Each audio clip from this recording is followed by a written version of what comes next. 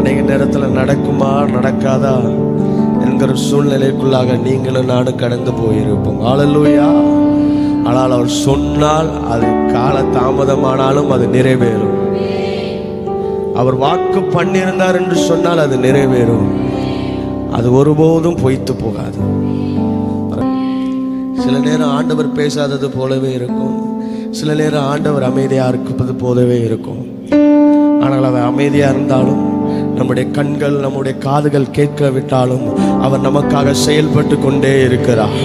எத்தனை பேர் விசுவாசிக்கிறீங்க? என் கண்கள் அதை காணவில்லை, என் காதுகள் அதை கேட்கவில்லை, என் இதயத்தில் தோன்றவும் இல்லை. அவர் நமக்காக ஒரு காரியத்தை செய்து கொண்டே இருக்கிறார்.